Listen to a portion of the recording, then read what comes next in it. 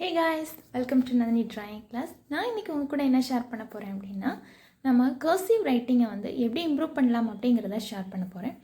அதுக்கு ஃபர்ஸ்ட் என்ன அப்படினா நம்மளோட ஹேண்ட் ரைட்டிங் வந்து அழகா இருக்கணும் அப்படி நினைச்சீங்க அப்படினா உங்களுக்கு பிராக்டீஸ் வேணும். நீங்க எப்படி பிராக்டீஸ் பண்ணலாம் அப்படினா டெய்லி வந்து பிராக்டீஸ் பண்ணனும். இந்த மாதிரி ஒரு கோட் போட்டு நோட் எடுத்துக்கோங்க. அதுக்கு அப்புறம் ஏதோ ஒரு புக் இங்கிலீஷ் புக் நீங்கள் வந்து ரீட் பண்ணுறதா இருக்கட்டும், இல்லைனா உங்களுடைய ஸ்கூல் புக், இல்லைனா உங்ககிட்ட என்ன புக் இருக்கோ அதில் வந்து ஒரு பேரா இல்லை ஒரு 10 லைன்ஸ் அந்த மாதிரி வந்து நீங்கள் மார்க் பண்ணி வச்சுக்கோங்க. அதாவது டெய்லி ப்ராக்டிஸ்ங்கும்போது வந்து நம்ம நிறைய நேரம் ஸ்பெண்ட் பண்ண வேண்டாம். கொஞ்ச நேரம் ஒரு 5 or 10 minutes வந்து நீங்கள் ஸ்பெண்ட் பண்ணாலே போதும். எழுதும்போதே வந்து அந்த புக்கில் இருக்கிற மாதிரி நீங்கள் எழுதணும். இருக்கிற மாதிரி அப்படின்னா கமா, ஃபுல் ஸ்டாப், அதுக்கப்புறம் வந்து எங்கெங்கே வந்து கேப்ஸ் வருது இதெல்லாம் வந்து நீங்கள் மைண்டில் வச்சுட்டு எழுதுறதுக்கு ஸ்டார்ட் பண்ணணும். இன்றைக்கி ஒரு 3 பேரா வந்து உங்களுக்கு எழுதி காட்டுறேன். ஃபஸ்ட் வந்து ஹெட்டிங் வந்து எழுதிக்கிட்டேன். அதுக்கப்புறமா ஒரு சின்ன கோடு ஹெட்டிங் வந்து கீழே வந்து ஒரு அண்டர்லைன் பண்ண மாதிரி ஒரு கோடு போட்டுக்கலாம். இப்போ நான் வந்து ஸ்டார்ட் பண்ணுறேன் பாருங்கள். இப்போ நம்ம எழுதும்போது நம்மளுடைய பார்வை வந்து எங்கே இருக்கும் அப்படின்னா புக்கில் இருக்கும். எந்த புக்கை பார்த்து நம்ம எழுதுகிறோமோ அந்த புக்கில் தான் இருக்கும். நம்ம இப்போ என்ன பண்ணணும் அப்படின்னா, இப்போ எழுதுறதுக்கு முன்னாடியே வந்து ஒரு வேர்டை பார்க்குறோம் அப்படின்னா அதோட ஃபுல் ஸ்பெல்லிங்கே நீங்கள் படிச்சிடணும். அதுக்கப்புறமா நீங்கள் எழுதணும். அப்படி எழுதும்போது தான் வந்து நமக்கு ஸ்பீட் வரும். இப்போ நீங்கள் வந்து தாட்ஸ் அப்படின்னு எழுத போகிறீங்க அப்படின்னா உங்களுக்கு அந்த ஸ்பெல்லிங் தெரிஞ்சால் நீங்கள் சீக்கிரமாக எழுதிடுவீங்க. இல்லை ஒவ்வொரு ஸ்பெல்லிங்கையும் ஒவ்வொரு எழுத்துக்களையும் நம்ம பார்த்து பார்த்து எழுதிட்டே இருந்தோம் அப்படின்னா நமக்கு ஸ்பீட் வராது. அதுக்கப்புறம் வந்து கர்சிவில் எழுத முடியாது. ஒத்த லெட்டராக வந்து நம்ம எழுதிட்டு இருக்க வேண்டியதான். அதனால் நீங்கள் எழுதுறதுக்கு அந்த ப்ராக்டிஸ் பண்ணுவீங்க இல்லையா, டெய்லி அந்த 5 minutes ப்ராக்டிஸ் பண்ணும்போதே கொஞ்சம் கொஞ்சம் நீங்கள் எழுதி பார்த்தா போதும். இப்படியே ப்ராக்டிஸ் பண்ணுங்கள். ஒரு வேர்டை பார்க்கும்போது அந்த வேர்டோட ஸ்பெல்லிங்கை முழுசாக மனசில் பதிய வச்சுட்டு அதுக்கப்புறமா எழுதுனீங்க அப்படின்னா உங்களுக்கு ஸ்பீடாக எழுத வரும். இப்போ வந்து நம்ம ஹேண்ட் ரைட்டிங் வந்து அழகாக இருந்தால் மட்டும் காணாது, அதுக்கு ஸ்பீடு இருக்கணும். ஸ்பீடு இருந்தால் மட்டும்தான் நம்ம எக்ஸாம்லேயோ இல்லை எங்கே எழுதும் போதோ வந்து அச்சீவ் பண்ண முடியும். இதையும் ஞாபகத்தில் வச்சுக்கோங்க. அதுக்கப்புறம் நீங்கள் ப்ராக்டிஸ் பண்ணும்போது பென்சில்லையே ப்ராக்டிஸ் பண்ணுங்கள். பென்சிலை வந்து நல்லா ஷார்ப்பாக வச்சுக்கோங்க.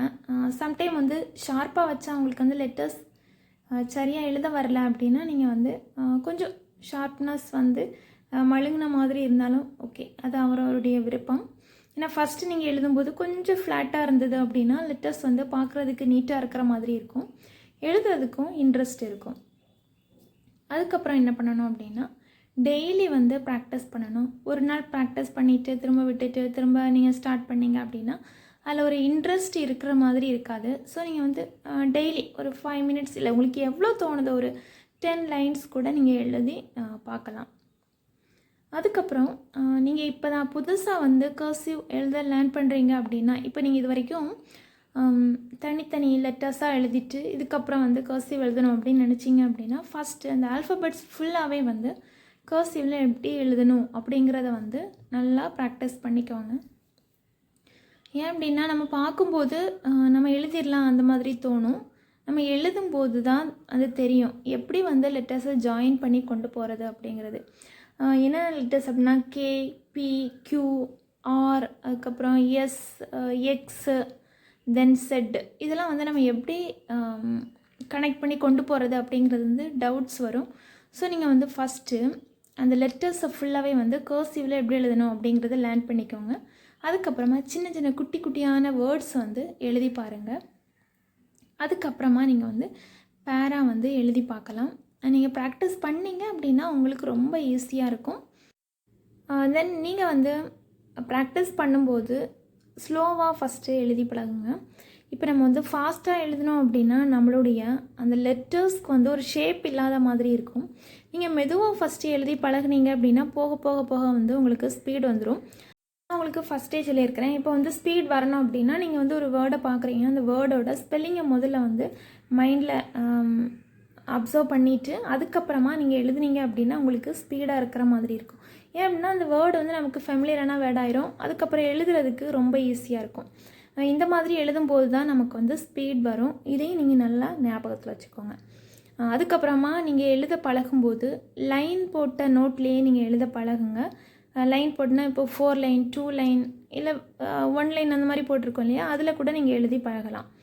இந்த மாதிரி கோடு போட்ட நோட்டில் எழுதிட்டு அதுக்கப்புறமா நீங்கள் வந்து கோடு இல்லாத நோட்டில் இல்லை பேப்பரில் எழுதுனீங்க அப்படின்னா உங்களுக்கு வந்து அந்த வேர்ட்ஸு லெட்டர்ஸ் எல்லாமே வந்து அழகாக இருக்கும். அதுக்கப்புறம் வந்து லைனுமே வந்து நீட்டாக இருக்கும்.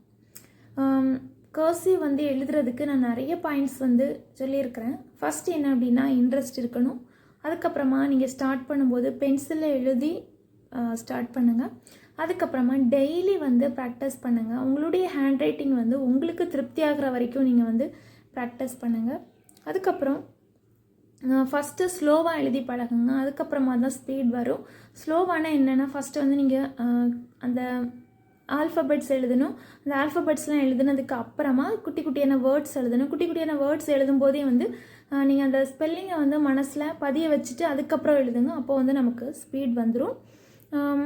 அதுக்கப்புறம் ஃபஸ்ட்டு எழுதும்போது நம்ம லைன் போட்ட நோட்டு இல்லைன்னா கோடு போட்ட பேப்பரில் எழுதணும். அதுக்கப்புறமா கோடு போடாதில் வந்து நாம் எழுதிக்கலாம். இவ்வளோ தான் வந்து இந்த கர்சிவ் எழுதுறதுக்கு நம்ம ஃபாலோ பண்ண வேண்டிய ஒரு விஷயங்கள் அப்படின்னு சொல்லலாம். இன்னொரு விஷயம், ரொம்ப சின்ன பிள்ளைங்களாக இருக்கிறவங்கள வந்து கர்சிவ் எழுத வைக்கணும் அப்படிங்கிறதுக்காக அவங்களுக்கு நிறைய ப்ராக்டிஸோ அந்த மாதிரிலாம் கொடுக்காதீங்க. ஏன் அப்படின்னா அவங்களுடைய அந்த விரல் வந்து ரொம்ப சின்னதாக இருக்கும். அந்த எலும்புகள் எல்லாமே வந்து ரொம்ப குட்டியாக இருக்கும். நீங்கள் வந்து ரொம்ப ப்ரெஷர் போட்டு எழுத வச்சிங்க அப்படின்னா அந்த எலும்புலாம் வளைஞ்ச மாதிரி இருக்கும். விரலுமே வந்து பார்க்குறதுக்கு அப்படி இருக்கும் போக போக. ஸோ நான் வந்து என்ன பண்ணணும் அப்படின்னா எல்லாம் மெதுவாக அந்தந்த ஸ்டேஜுக்கு என்ன மாதிரியான ஹேண்ட் ரைட்டிங் வந்து அவங்களுக்கு இருக்கும் அப்படிங்கிறத வந்து நம்ம புரிஞ்சுக்கணும். ஓகே கைஸ், ப்ராக்டிஸ் பண்ணுங்கள், அழகாக எழுதுங்க. தேங்க்ஸ் ஃபார் வாட்சிங்.